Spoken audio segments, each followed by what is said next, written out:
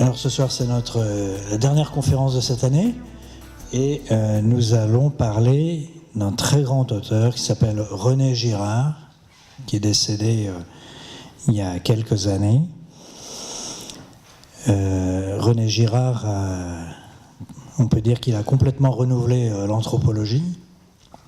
Donc on va entendre un certain nombre de termes qui font partie de son vocabulaire: la violence, le sacré, le désir mimétique, la rivalité mimétique, la vérité biblique, est-elle une vérité mythique ou autre, etc. Voilà, tout un tas de sujets autour de ces questions.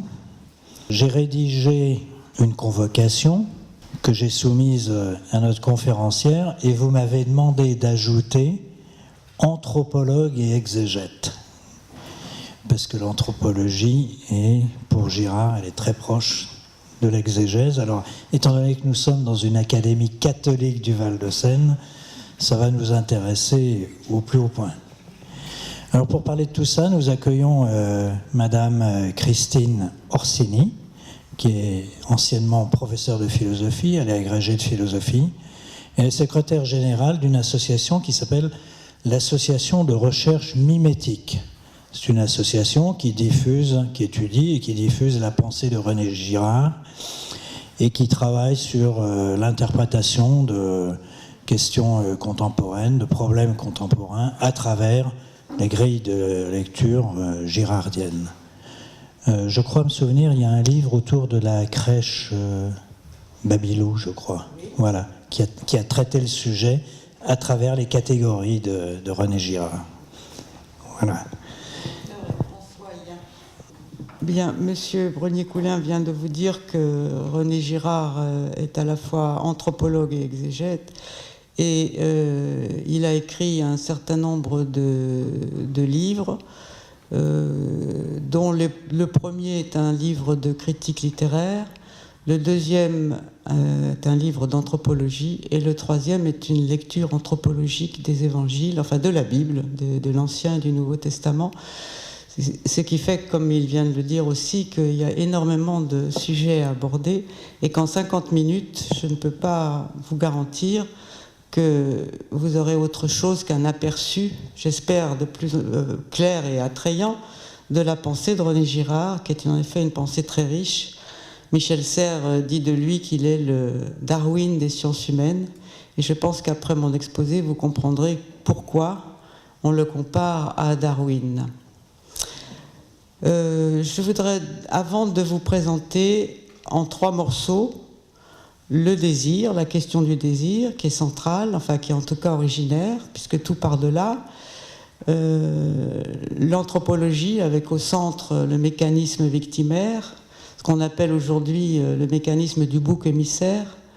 Je crois que pour ceux qui sont abonnés à ces réunions, Monsieur le Président avait intitulé ma conférence « Avons-nous besoin aujourd'hui d'un bouc émissaire ?» J'avais un petit peu prévu de faire mon introduction là-dessus, parce qu'effectivement, si aujourd'hui on parle un peu de René Girard, c'est à cause du bouc émissaire. Il est toujours présenté comme le théoricien du bouc émissaire, bien évidemment.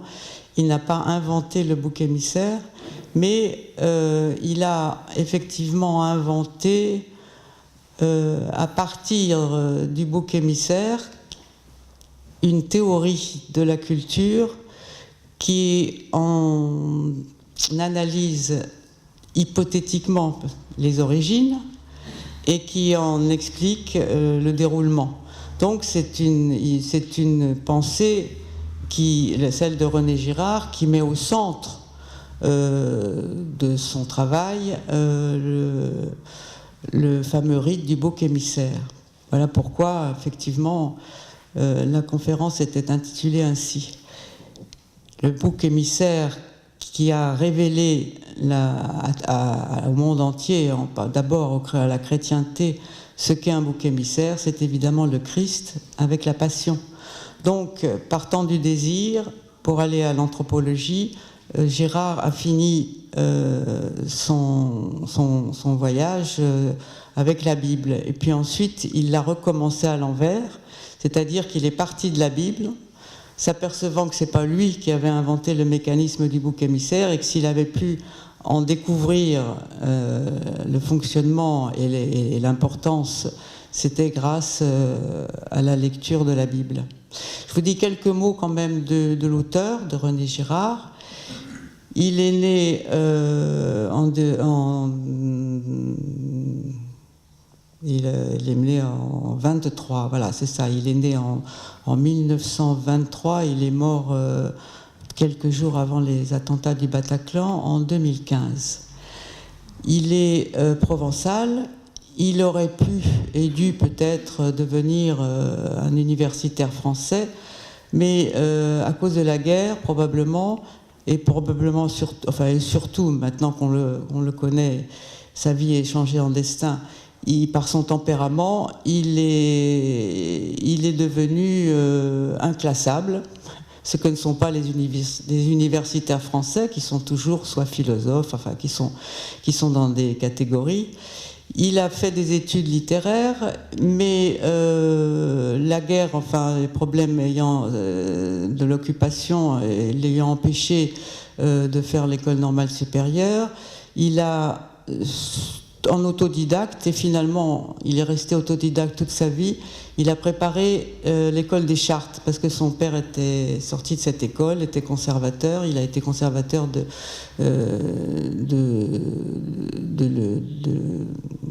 Palais des Papes à Avignon. Et sorti en 1947 avec un diplôme d'archiviste paléographe, il s'est rendu compte, même pendant l'école, que c'était pas du tout sa vocation. Et c'est pour ça qu'il a accepté, et c'est difficile de trouver un poste dans l'université si, encore une fois, on n'a pas pris les bons rails. Donc il s'est lancé dans une aventure qui finalement a duré toute sa vie, l'aventure américaine. Il est parti pour occuper pendant 2 ans un poste d'enseignant dans une université, et finalement il est resté toute sa vie professionnelle et sa vie tout court, puisqu'il a épousé une américaine, s'est passée aux États-Unis. Donc c'est un auteur français. Si vous le lisez, vous vous rendrez compte, d'ailleurs avec plaisir, qu'il a une écriture classique et il est vraiment français, mais avec le recul quand même, parce qu'on ne peut pas appeler ça un exil, mais enfin le recul de la distance géographique et même de la culture, il est relativement inclassable en effet chez nous, parce que son premier ouvrage est un ouvrage de critique littéraire. Pourquoi ? Parce que ses étudiants l'ont mis au travail. Il avait à leur parler de Stendhal, de la grande littérature, les romans du XIXe siècle. Et se plongeant là-dedans, il a découvert des choses dont je vais vous parler, qui ont trait au désir, qui ont trait à la nature du désir et à la nature humaine, aux relations intersubjectives, comme on dit aujourd'hui, c'est-à-dire aux relations que les hommes nouent entre eux, qui sont toujours des rapports de désir. Donc, parti de là, et ensuite, autodidacte, il est devenu anthropologue en lisant absolument tout ce qu'on pouvait lire, tous les anthropologues anglais du XIXe siècle, Durkheim, etc. Il est devenu anthropologue par les livres. Il n'a jamais fait d'enquête de terrain, mais il a énormément étudié, et il est parti quand même de la réalité explorée par les ethnologues et les ethnographes.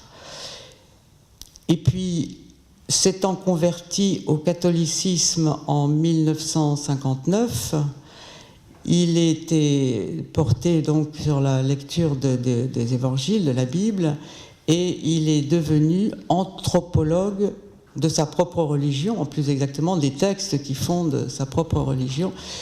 Il a fait une lecture anthropologique de la Bible, dont je vais vous dire les éléments principaux tout à l'heure. Ce qui peut-être doit être dit, si on veut dire quelques mots de sa biographie et de son caractère, c'est que, ayant travaillé en dehors de France et à l'écart des modes, en pleine expansion, enfin en pleine mode bien sûr du structuralisme, de la déconstruction, etc. Il s'est plongé dans les tragédies grecques et il explorait le complexe d'Édipe d'un point de vue complètement opposé à celui de Freud.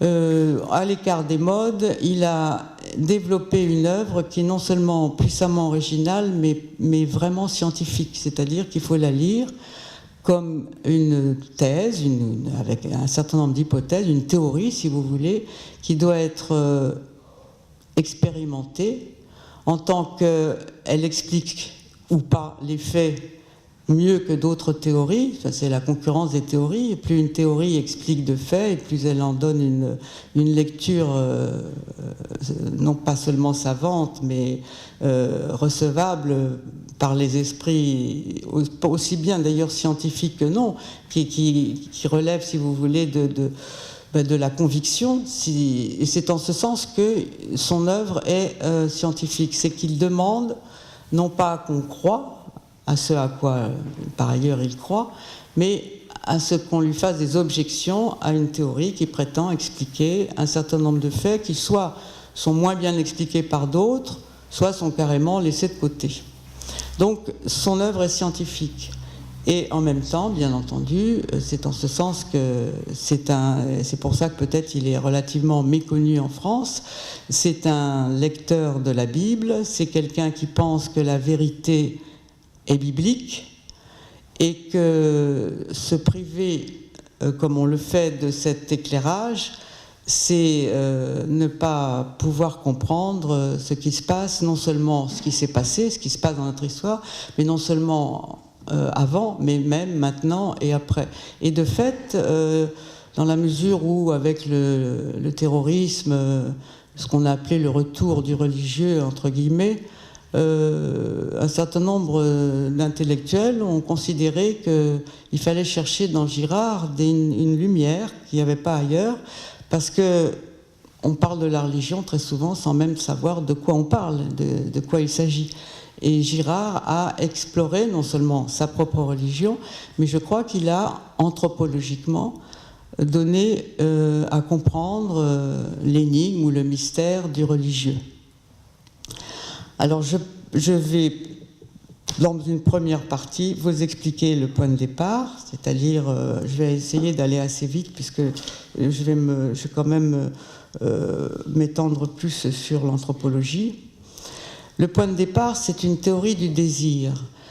Le premier livre de Girard, Mensonges romantiques et vérité romanesque, est considéré comme un livre de critique littéraire puisqu'il étudie, sous une forme d'ailleurs historique, il a une formation d'historien, c'est-à-dire les uns derrière les autres, chronologiquement, 5 très grands romanciers modernes.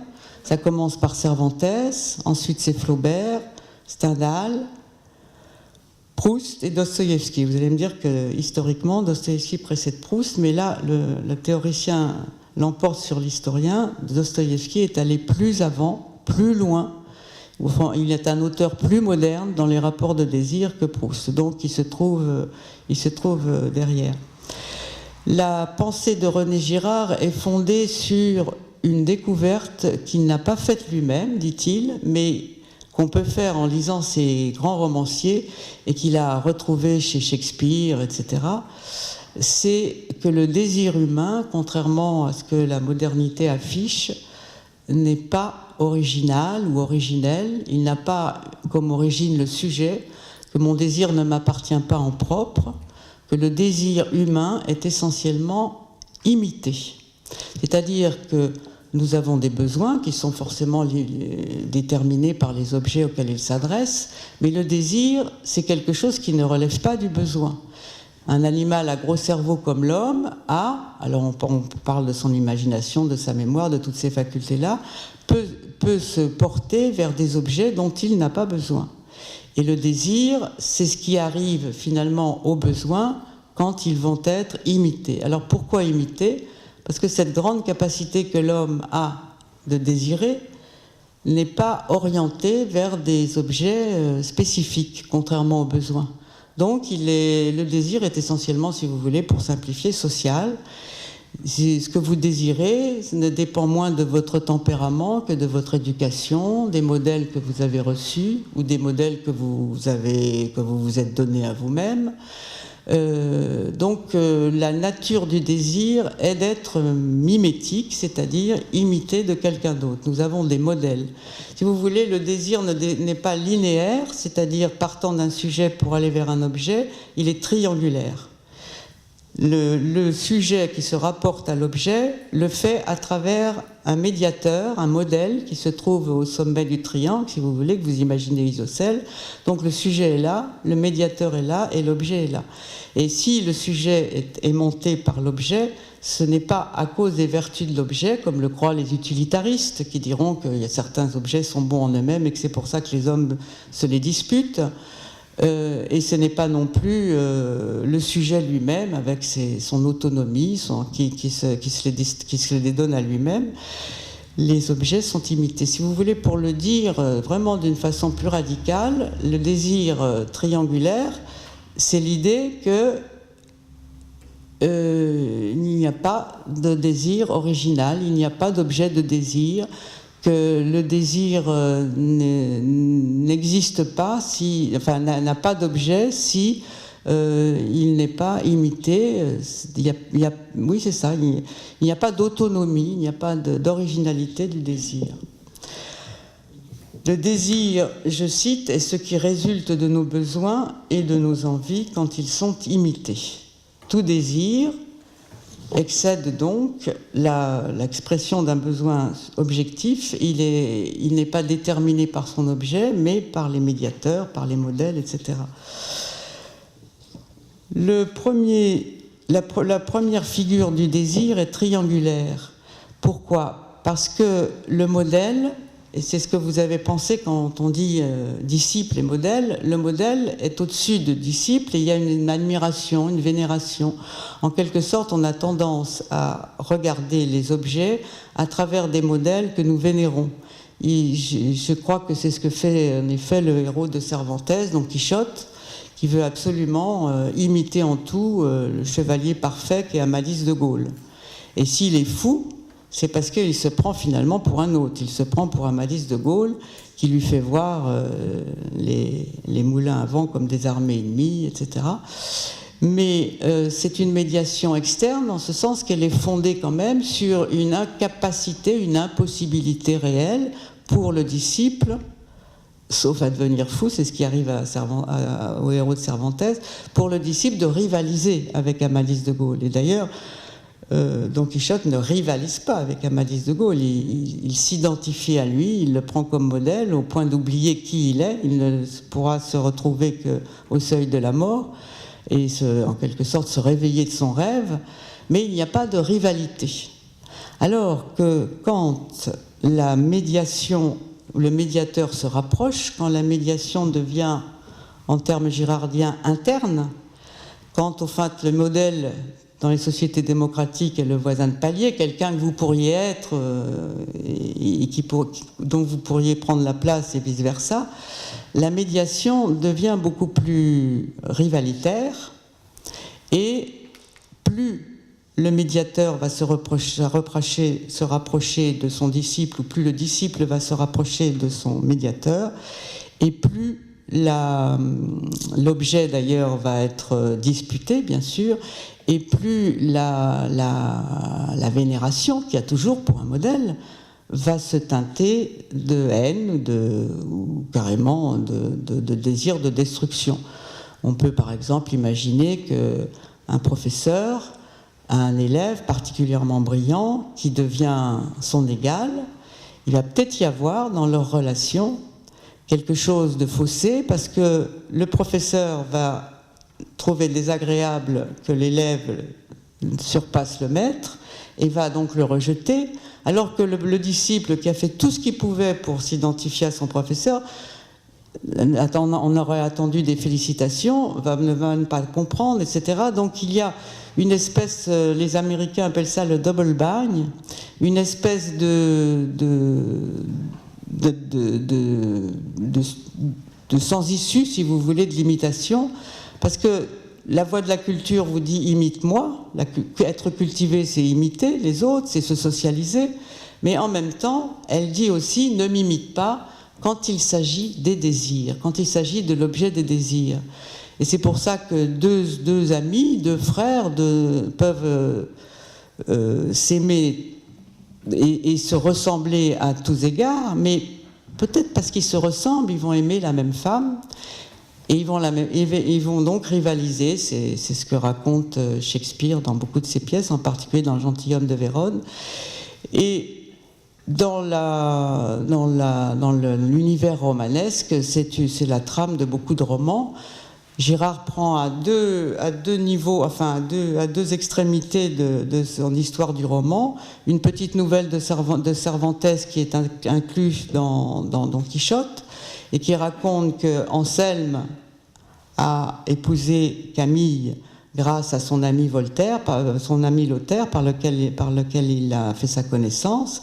Et ensuite, pour éprouver la fidélité de Camille, il supplie Lothaire de lui faire la cour, en espérant que Camille va résister. Naturellement, Lothaire ne veut pas, mais il insiste tellement qu'il arrive ce qu'il arrive, et que, apprenant que Lothaire a séduit Camille, il se tue. Et à l'autre bout du spectre, il y a L'Éternel Mari de Dostoïevski. Alors c'est encore plus extraordinaire parce que c'est la même structure, mais l'Éternel Mari, quand il arrive à Saint-Pétersbourg, il a perdu sa femme, l'objet n'existe plus, il n'y a plus d'objet. Mais il poursuit de ses activités un homme dont il sait parce qu'il a ouvert les lettres de sa femme qu'il en a été l'amant. Et il a avec cet homme des relations qui sont à la fois admiratives, presque amoureuses, et en même temps, bien entendu, haineuses. Et on voit dans le roman que quand il cherche à se remarier, il demande à cet ami de venir, de connaître sa femme, de lui dire ce qu'il en pense. Et naturellement, la jeune fille danse avec le donjon d'Ashmur et l'autre palpite de haine. L'Éternel Mari, comme son nom l'indique, ne peut absolument pas se passer de l'amant qui lui désigne, donc c'est les objets désirables. Cette structure qui fait qu'on ne peut désirer et fortement que les objets qui sont désirés ou possédés par un modèle auquel qu'on jalouse, bien sûr, qu'on envie, mais auquel on attache un certain prestige. Cette structure, elle est donc dans tous les romans. On la retrouve chez Stendhal.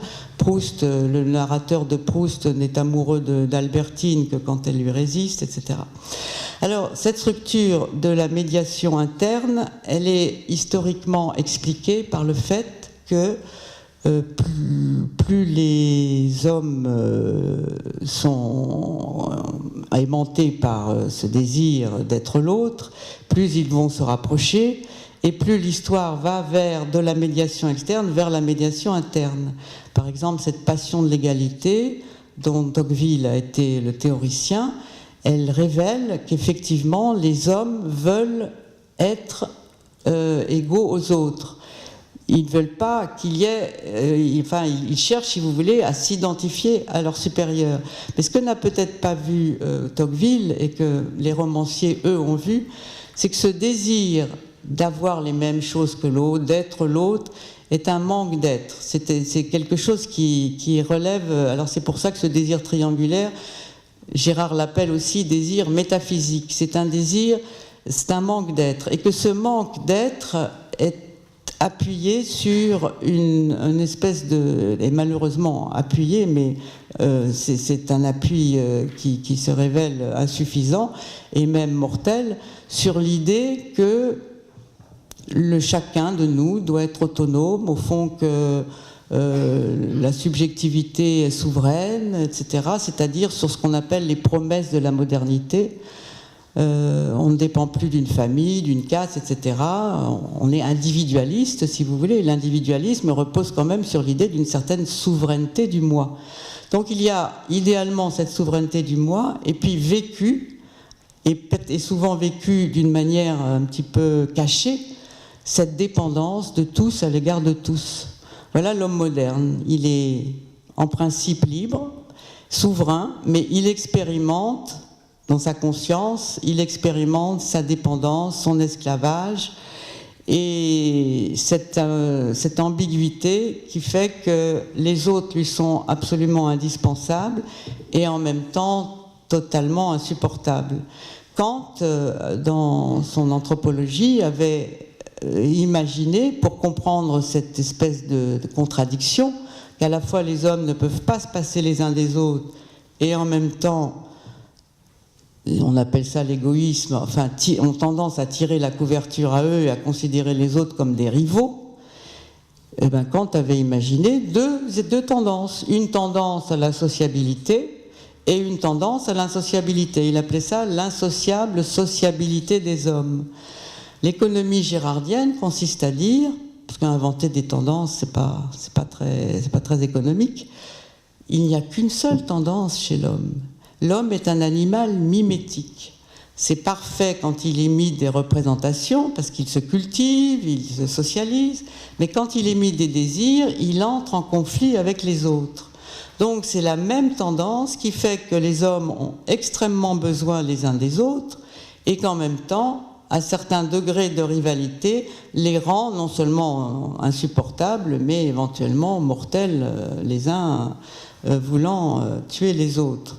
La tragédie grecque, par exemple, qui montre Éthéocle et Polynice, les fameux frères ennemis s'entretuant, est un mythe qui éclaire effectivement le rapport que peut avoir un couple de quasiment jumeaux, enfin de frères.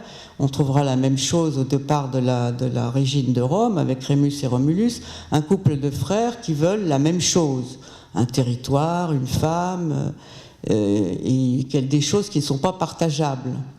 Eh bien, il faut que ou bien l'un tue l'autre, ou bien qu'ils s'entretuent. Donc, partant du mimétisme, on arrive très vite à la violence.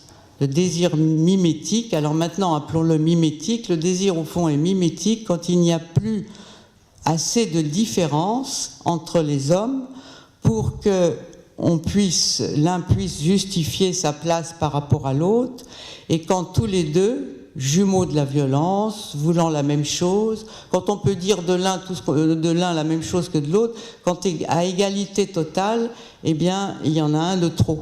Autrement dit, déjà, Girard bouscule un préjugé selon lequel nous ne sommes pas d'accord les uns avec les autres parce que nous sommes différents. C'est le contraire.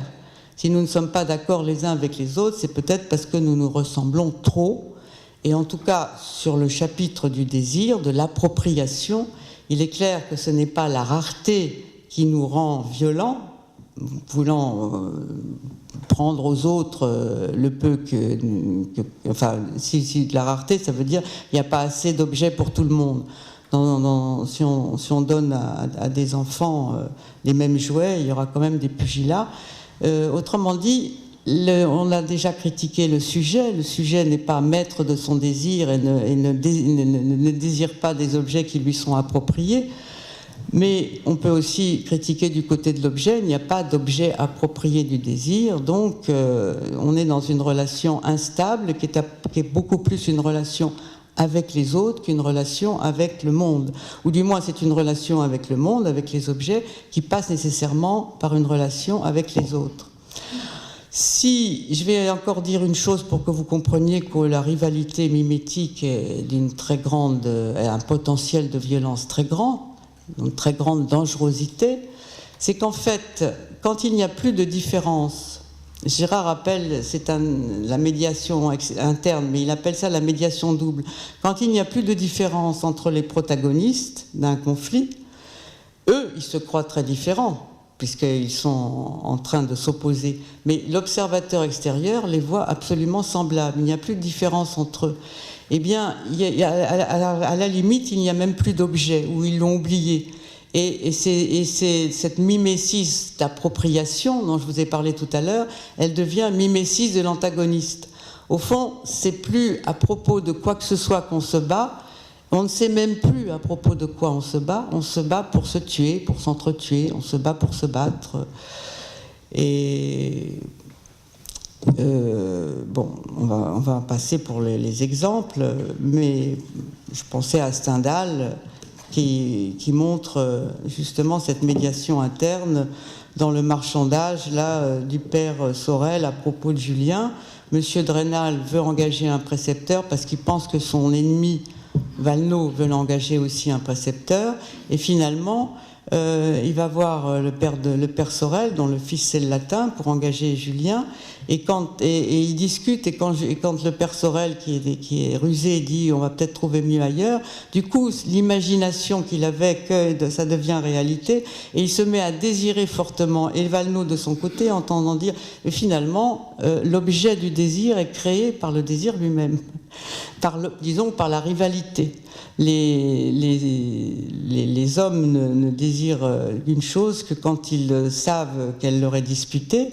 Ils peuvent même retrouver du désir pour un objet qu'ils ne désirent plus quand ils voient que quelqu'un le veut. Ils sont donc portés par leur nature, par la nature mimétique de leur désir, à la violence. C'est pour ça que de cette étude du roman, le roman étant pour Girard un terrain d'expérience des relations humaines, et c'est pour ça que c'est pas vraiment de la critique littéraire, même si il fait aussi des remarques sur la façon dont c'est dit, sur le style de chaque auteur. Mais ce qui lui importe, c'est le poids de réalité qu'il y a dans une relation romanesque et dans le récit lui-même. Et ce poids de réalité, il vient, pense-t-il, de ce que le romancier lui-même a fait une espèce de conversion.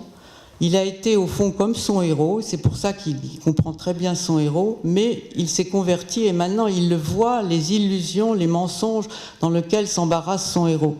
Et ce mensonge du héros dont est revenu l'auteur, ce qui lui permet d'écrire le roman, il appelle ça le mensonge romantique. Le romantisme est un très grand mouvement esthétique, mais disons que le romantisme correspond en effet à ce moment où est exalté le sujet, le désir, le moi, la force du sujet, etc.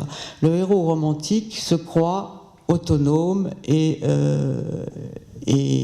libre de désir, alors que souterrainement, sans se l'avouer, et surtout sans l'avouer aux autres, il les imite.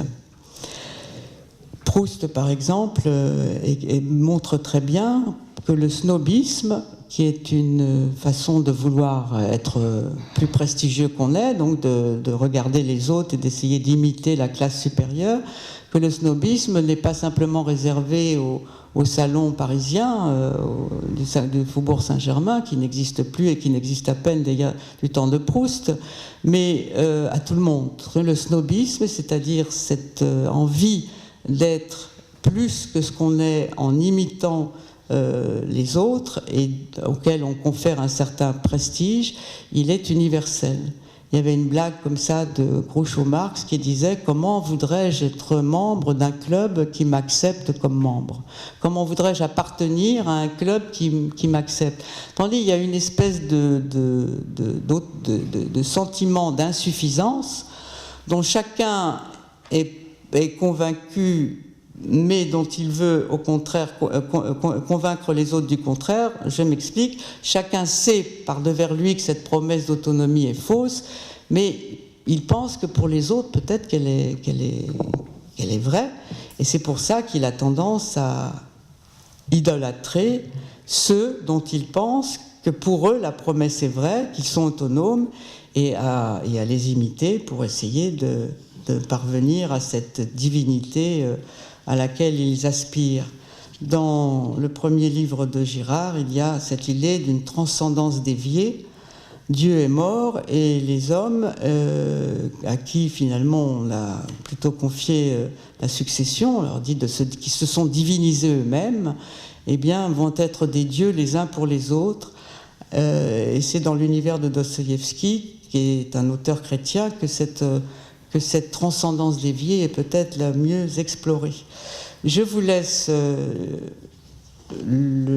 envie de lire Le mensonge romantique et de voir comment Girard, qui est un lecteur admirable, vous fait apercevoir des choses chez tous ces auteurs que vous avez lus, que vous connaissez, dans ces romans, des choses que vous n'avez pas soupçonnées. C'est un lecteur extraordinaire dans les détails et dans la structure aussi de l'aventure.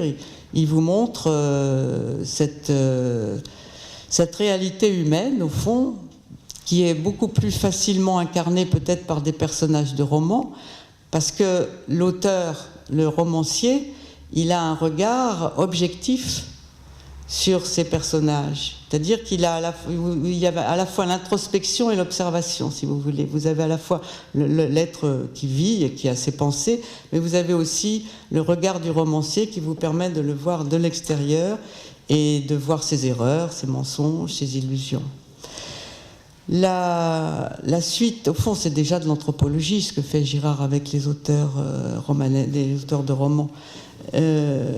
La suite logique de la réflexion de Girard, s'apercevant que les hommes, en imitant leur désir, entrent dans des rivalités mortelles, et ayant lu les tragiques grecs, c'est de se demander, au fond, mais comment est-ce que l'humanité, sauf si on fait comme Kant, on met une tendance et une autre tendance, on met une double tendance. Comment est-ce que l'humanité, qui est mimétique, avec cette propension à vouloir être l'autre et à se confondre avec les autres, comment est-ce que cette humanité arrive dans des ordres pacifiques, arrive à inventer des règles, à vivre comme nous vivons en se respectant les uns les autres? D'où vient la civilisation? D'où viennent les cultures? Et il reprend à Durkheim une intuition très forte qui est d'identifier au fond la société et la religion. C'est-à-dire que la transcendance, ce que Durkheim appelle la transcendance sociale, c'est pas autre chose que la religion, a été non pas une institution parmi d'autres, mais l'institutrice du social. Et il le montre effectivement à partir des éléments ethnologiques, des mythes, etc., et surtout à partir des tragédies grecques. Ce qui frappe en lisant l'anthropologie de Girard, c'est qu'il s'attaque à ce qu'on appelle la religion. Qu'est-ce qu'une religion? C'est un ensemble de pratiques, bien sûr, rituels. C'est aussi un ensemble de croyances et de modus, de façon de vivre. Mais finalement, contrairement à ce qu'on croit aujourd'hui, où la religion est devenue une affaire privée, c'est beaucoup plus la religion un ensemble de rites que d'un ensemble de croyances. Autrement dit, la croyance n'est pas première. Ce qui fait le fondement de la religion, c'est le rite. Et le rite qui est le plus répandu sur la planète, le plus universel, c'est en effet le sacrifice. Alors on dit toujours, les dieux ont soif, il faut faire des offrandes aux dieux. On a fait des offrandes abominables, on a fait des sacrifices humains, puis ensuite ça s'est humanisé. Le sacrifice, on a donné aux dieux des animaux à la place des hommes. On voit ça dans la Bible, dans le sacrifice d'Abraham, où Dieu fait le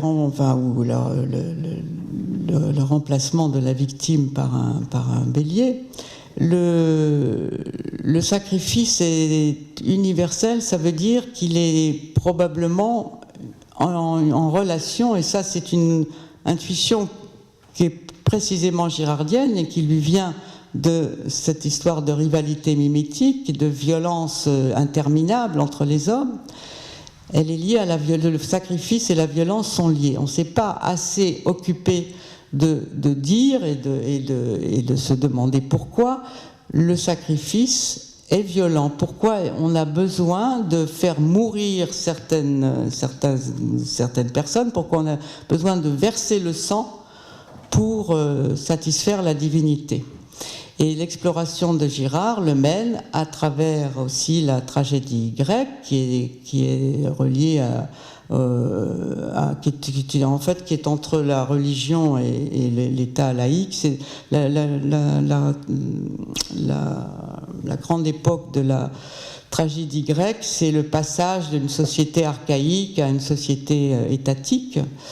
Eh bien, par exemple, et il fait la même chose que ses devanciers, Lévi-Strauss et Freud, il fait une lecture de la tragédie de Sophocle, l'Édipe roi, et il découvre quelque chose de très neuf, il dit même d'étrange, c'est que, et peut-être que Sophocle le fait exprès, il soupçonne Sophocle de l'avoir fait exprès, c'est que dans la tragédie d'Édipe, vous avez toute une ville, Thèbes, qui meurt de la peste, et puis d'un autre côté, les sages, Créon, Tirésias et Édipe, les trois sages qui cherchent la solution du problème, qui cherchent en fait le coupable. Eh bien, vous avez une espèce de montée de la violence, c'est-à-dire que la peste contamine à la limite les sages qui sont là pour régler le différend, deviennent eux-mêmes, comme les pestiférés, des violents, s'accusent mutuellement de la chose, et puis finalement, parce qu'il faut quand même que le mythe, respecter la vérité mythique, que le mythe ait raison, finalement, toutes les accusations réciproques convergent vers Édipe. Voilà le mécanisme victimaire en marche. Vous avez la peste figure la violence généralisée. Ils ne mouraient pas tous, mais tous étaient frappés, la contagion de la violence. La peste est une métaphore, comme le déluge, comme le feu, pour dire au fond que le désordre s'étend partout, le chaos...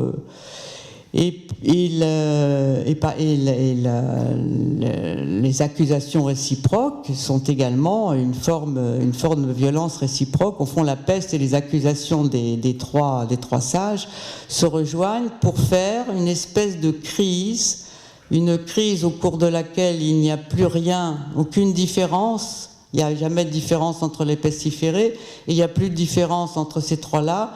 Mais au comble, c'est peut-être au comble du mimétisme, quand il n'y a plus que des doubles affrontés, qu'il n'y a plus aucune différence, miraculeusement, disons, avec un éclair de hasard, la foule converge vers un seul.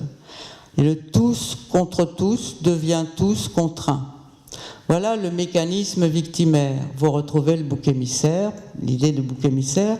C'est un rite juif, Lévitique 16, mais c'est pas dans ce sens d'un rite qui faisait le grand prêtre avec deux agneaux, deux béliers, enfin l'un était sacrifié et l'autre il mettait les mains sur la bête et les chargeait de tous les péchés d'Israël et il était aussi sacrifié d'ailleurs, mais le premier sacrifice c'était la rédemption, enfin la pénitence, et puis le deuxième sacrifice c'était pour envoyer tous les péchés au diable.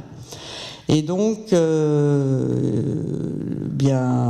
finalement, Édipe est le bouc émissaire de sa communauté, dans un sens peut-être moins ritualiste, peut-être plus courant, le sens que vous utilisez quand vous parlez de bouc émissaire, l'innocent qui prend pour les autres, celui qui, finalement, qu'on peut identifier comme le coupable de tous les crimes.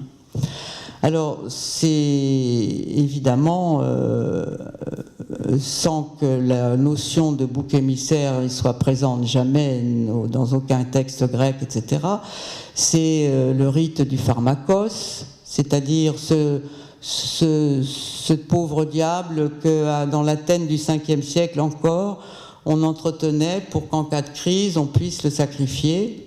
Et comme vous le savez, pharmakon, ça a donné, pharmacie, poison, ça veut dire poison et remède. Alors, le fondement de la pensée anthropologique de René Girard, c'est que la violence, qui est le poison, c'est aussi le remède. Et que les hommes n'ont jamais pu résoudre leurs problèmes de violence réciproque, la pire étant la guerre civile, la violence interne, c'est pas l'ennemi extérieur. Très souvent, au contraire, l'ennemi extérieur est le bouc émissaire. On se réconcilie quand on a un ennemi extérieur. Non, mais la violence dont on parle, la violence essentielle, dont parlent les mythes, c'est une violence qui n'épargne personne, c'est-à-dire où les pères tuent les fils, ou ceux qu'on devrait protéger, on les tue, etc. Cette violence indifférenciatrice qui ne fait plus aucune différence entre eux et nous, les bons, les mauvais, etc. Eh bien, elle est naturellement, c'est le chaos total. Et comment l'ordre pourrait-il naître du désordre, dit Lévi-Strauss? Et c'est une question rhétorique, parce qu'il ne pense pas du tout que l'ordre puisse naître du désordre. Mais c'est quand même ce que voudrait montrer, avec, encore ça, texte à l'appui, Girard. C'est qu'effectivement, le désordre mimétique, créé par le mimétisme, contient en germe, mimétiquement, la possibilité d'une convergence vers... alors cette aléatoire, cette victime aléatoire qui va prendre pour les autres, dont le cadavre va créer une stupeur certaine, parce que avant, quand il était vivant, c'était la guerre de tous contre tous, et maintenant qu'il est mort, il y a une espèce de paix, de rassemblement. On va commémorer, on va manger, rituellement on mangera la victime. Donc il y a une espèce de changement radical. Alors que vont penser les proto-humains, les hominidés, parce que tout ça c'est en voie de l'humanisation, qu'imagine Girard dans cette foule mimétique qui tout à coup, devant ce cadavre, se retrouve unifiée alors qu'elle était au paroxysme du désordre. Eh bien que cet être est surnaturel, qu'il était si surnaturel que c'est lui qui avait apporté la peste, la guerre, le désordre, le chaos, et que c'est lui qui l'a remporté. Il va devenir une espèce de dieu. D'ailleurs, si on prend les choses plus loin avec Édipe, dans Édipe à Colonne, après s'être crevé les yeux, etc., elle va être expulsée de sa ville. Il devient un sage oraculaire, on va le visiter, on va lui demander, il y a une espèce aussi de sanctification, enfin de sacralisation plus exactement d'Édipe. Qu'est-ce que c'est que le sacré? Le deuxième livre de Girard s'appelle La violence et le sacré. Le « et » n'est pas tellement disjonctif. Le sacré, c'est la violence expulsée, extériorisée, incarnée dans des divinités, et c'est-à-dire déshumanisés. Les hommes, au fond, se sont débarrassés de leur violence dans la divinité. Et ils se sont ensuite protégés de cette violence en faisant de leurs dieux des êtres, à condition qu'ils soient à distance, protecteurs. Autrement dit, la victime a été à la fois le fléau, la source de tout le mal, et en même temps à générer tout le bien. Les dieux n'existent pas, dit Girard, avant d'avoir été tués. Voilà une explication totalement non religieuse, totalement rationnelle de la fabrication des religions. Une fabrication, encore une fois, qui n'a rien à voir avec une volonté consciente, qui n'a rien à voir avec la conscience tout court, qui a à voir avec un événement qu'il faut imaginer, puisqu'on ne peut pas qu'il faut imaginer. Pourquoi est-ce qu'il faut l'imaginer? Parce que les mythes ne parlent que de ça. Un mythe d'origine raconte tout le temps la même chose. Une crise, une violence, un étranger qui est venu apporter le mauvais œil, etc. Et puis son expulsion, son supplice. Alors le mythe est plus ou moins explicite, parce que les mythes sont tout le temps réinterprétés, etc. Mais la structure que dégage Girard, la structure du mythe, c'est 3 moments: la crise, le meurtre et la naissance de la culture. Et vous retrouvez ça aussi dans la Bible. Vous avez le meurtre, la crise. La crise, c'est les 2 frères ennemis, enfin les deux frères qui veulent plaire à Dieu et dont l'un est jaloux parce que l'autre a une offrande reçue par Dieu et pas lui. Enfin, la crise, c'est la jalousie, en fait, c'est la jalousie de Caïn. Vous avez le meurtre, et puis ensuite vous avez la création de la première tribu caïnite, et Dieu qui mettant la main qui dit à Caïn, qui dit mais puisque j'ai tué mon frère, maintenant tout le monde va me tuer. Il lui dit qui met la première loi, la loi contre le meurtre. Celui qui tuera sera tué cette fois, etc. Les règles qui commencent, les règles contre le meurtre, etc. De Romulus tue Rémus, et puis ensuite la fondation de Rome. Donc, je vous parle des mythes les plus connus. Il y a cette structure qui fait que ce qui sort du meurtre, c'est une culture, c'est un ordre. Et ce qui sort de tout ça aussi, dit Girard, parce que je vous ai parlé d'une religion, ça n'a pas simplement des rites, il y a aussi des interdits. Et les interdits sont très souvent bizarres. L'interdit des jumeaux, par exemple, avec Girard, ça s'éclaire très bien. Pourquoi est-ce que dans certaines tribus africaines, on soupçonne les parents de jumeaux d'inceste et on met à mort les jumeaux? Parce qu'ils sont synonymes de rivalité mimétique. Tout ce qui rappelle la violence et la rivalité et le mimétisme, puisque les miroirs aussi sont tabous, etc. Tout ce qui peut rappeler cette violence est interdit. Donc le tabou est toujours à propos de ça.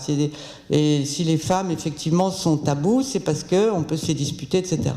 La prohibition de l'inceste n'a peut-être pas d'autre origine que ce souvenir que certains objets sont tabous, parce que si on se les dispute, la violence qui s'ensuit est mortelle, interminable. On n'en sort pas. Donc, on va mettre des frontières, des limites. Dans les sociétés archaïques, tout ce qui n'est pas interdit est obligatoire. Il n'y a pas beaucoup de liberté, parce qu'on vit dans une espèce de terreur, de peur, de prudence, de terreur aussi, de cette violence qui peut se déchaîner à tout moment, et on proscrit tous les objets qui pourraient la susciter. Voilà pour la religion. L'énigme de la religion, elle est éclairée par le fait que les hommes, étant mimétiques, ne pouvaient trouver leur salut qu'en se donnant les moyens de vivre ensemble sans violence. Alors, évidemment, les rapports des hommes restent violents, mais la violence est économique. Qu'est-ce que c'est qu'un sacrifice ? C'est, comme le dit le grand prêtre à propos de la passion de Jésus, il vaut mieux qu'un seul meure plutôt que toute la communauté. Et c'est ça, l'économie de la violence. Il faut en tuer un pour que tous les autres vivent. Et c'est une économie qui est mondiale, tout le monde fait ça. Alors, je suis où là ? Il faut que je termine assez vite pour vous dire l'essentiel, c'est dommage. Si on sait tout ça, si Girard propose comme hypothèse anthropologique de l'origine des cultures ce mécanisme victimaire, et si notre culture a produit des ethnologues, des anthropologues, etc., si notre culture a produit aussi un monde, on a dit désenchanté, où il n'y a plus, les esprits ne sont plus dans la nature, etc., eh bien, c'est à cause du fait que la Bible, et c'est déjà dans l'Ancien Testament, c'est encore plus, c'est révélé totalement dans le Nouveau Testament, la Bible a désacralisé le monde. Vous l'avez compris, l'idée de le sacré pour Girard est un mot qui signifie la violence extériorisée. Le sacré, c'est la violence qu'on a expulsée et mise c'est la violence transcendée. Voilà, on s'est débarrassé de la violence en faisant une transcendance, une divinité à laquelle on peut se rattacher, mais dont on se garde, dont on se protège. La sainteté, c'est tout à fait autre chose. Donc désacraliser le monde, c'est effectivement le désenchanter d'une certaine manière. C'est le réduire à de la matière observable, expérimentable et connaissable, mais c'est en même temps, évidemment, progresser énormément dans la connaissance des mécanismes qui, jusqu'alors, avaient permis aux hommes de vivre. Et c'est pour ça que vous pouvez lire, si vous lisez Girard, vous pouvez lire sa lecture de la Bible, c'est une lecture des textes, alors là on n'est plus dans les rites, les textes, qui disent, c'est l'enseignement de Jésus, mais c'est aussi le livre de Job, les psaumes, qui disent exactement ce qu'il y a à dire sur la vérité de la chose, c'est que celui qui meurt, celui qui est rejeté par les autres, il est innocent. C'est pour ça que la vérité biblique s'oppose au mensonge mythique comme la vérité romanesque au mensonge romantique. Le mensonge mythique consiste à voir toujours les choses du point de vue du persécuteur. Édipe est vraiment coupable, même Freud le croit. Même Freud continue d'authentifier le mythe, il met ça dans l'inconscient, mais enfin Édipe est coupable. Et la vérité biblique, c'est de dire non, Édipe n'est pas coupable, mais comme Édipe n'est pas un héros biblique, ce sera Joseph, par exemple. L'histoire de Joseph, c'est une histoire qui ressemble beaucoup à celle d'Édipe. Eh bien, Joseph, il est très humain, il est montré dans toute son humanité, la jalousie de ses frères est dénoncée, l'injustice des accusations qu'il accuse quasiment d'inceste quand il est en Égypte est dénoncée aussi. C'est une histoire, c'est la même histoire qu'Édipe, mais remaniée par les rédacteurs de la Genèse. C'est une histoire qui se trouve dans la Genèse, Joseph, j'ai pas le temps de vous la raconter.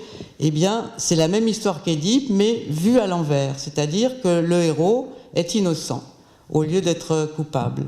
Et naturellement, la révélation totale, c'est la passion du Christ. Ils m'ont haï sans raison, c'est une reprise d'un psaume, et pardonnez-leur, ils ne savent pas ce qu'ils font. Et surtout l'idée centrale du christianisme, que la victime est Dieu.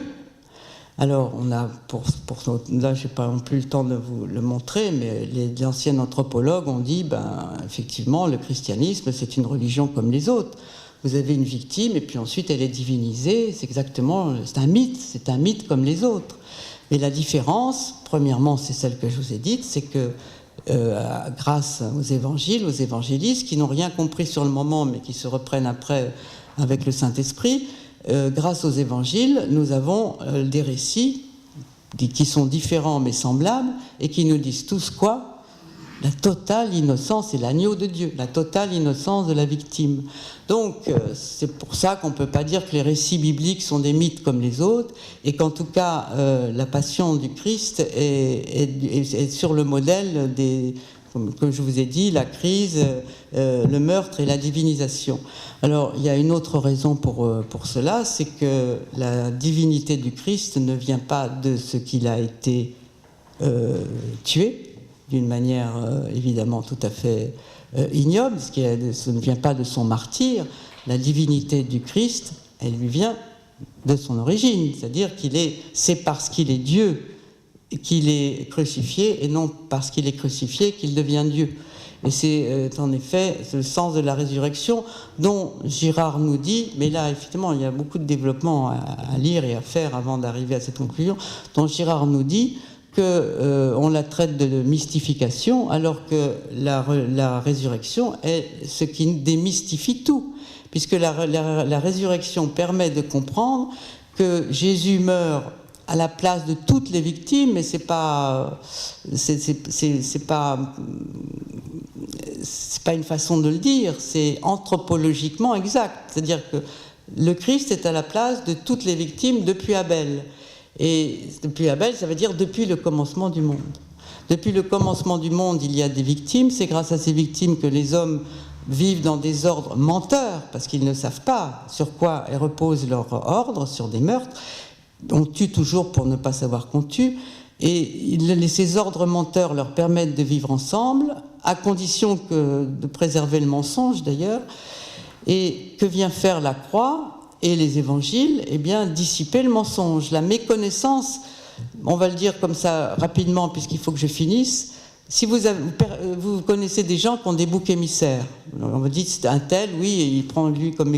Ils ont des boucs émissaires les autres, mais vous n'en avez pas. Autrement dit, le mécanisme du bouc émissaire qui consiste à charger quelqu'un, c'est-à-dire quelqu'un d'innocent de certaines fautes, de se décharger souvent sur lui de ses fautes, ce mécanisme est inconscient de celui qui l'applique. Les anti-Dreyfusards n'étaient pas conscients de l'innocence de Dreyfus, du moins au départ.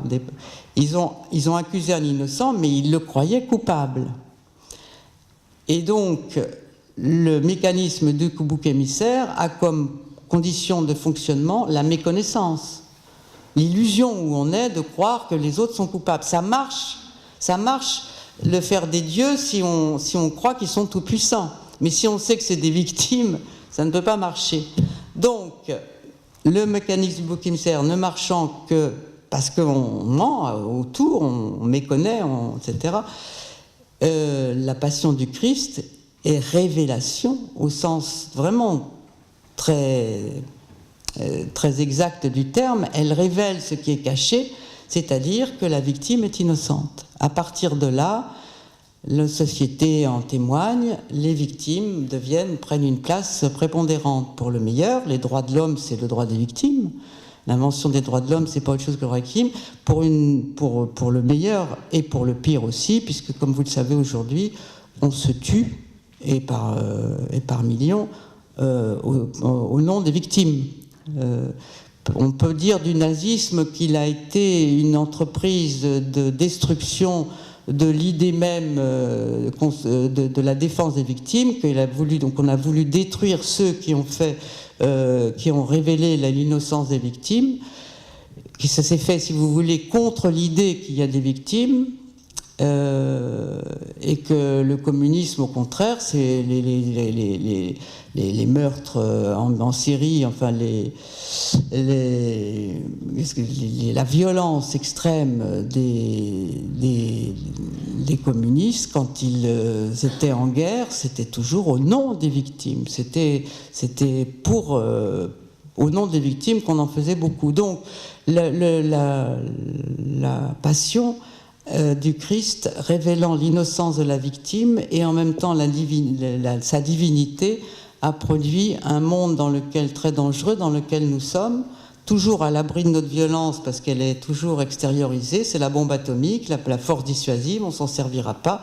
On est à l'abri de la violence par une violence essentielle. On est toujours dans ce monde-là, mais on est aussi dans un monde fragilisé parce que le mécanisme victimaire qui était une solution à la violence ne marche plus. Et si je parlais du nazisme, c'est qu'aujourd'hui, on ne peut pas considérer que la violence est économique, parce qu'on ne peut pas tuer une personne pour en épargner beaucoup, on est obligé d'en tuer beaucoup, d'en tuer énormément, pour rendre crédible le fait qu'il soit coupable. Et c'est en ce sens que les tueries de masse deviennent aujourd'hui, dans ce pays, dans cette civilisation des droits de l'homme et du droit des victimes, deviennent en même temps... c'est une des conséquences, disons, de l'affaiblissement des mécanismes par lesquels les hommes, violents bien sûr, ont quand même domestiqué leur violence. Notre violence est de moins en moins bien domestiquée. L'idée de Girard, c'est que si on ne se réconcilie pas, et c'est pour ça que c'est un penseur apocalyptique, apocalypse veut dire à la fois catastrophe et révélation, si on ne se réconcilie pas, si on ne se pardonne pas les uns les autres, étant donné que nous sommes sortis de ces sociétés sacrificielles et protectrices d'une certaine manière, eh bien, nous sommes voués à l'apocalypse. Voilà. En gros, réconciliez-vous, votre demeure vous est laissée, c'est à vous de vous en occuper, mais c'est pas de Dieu que viendra la violence, c'est des hommes. Au fond, les hommes savent que la violence ne peut plus venir de Dieu, ils sont responsables de la violence. Est-ce qu'ils peuvent, se sachant responsables de la violence, s'en préserver? L'avenir le dira.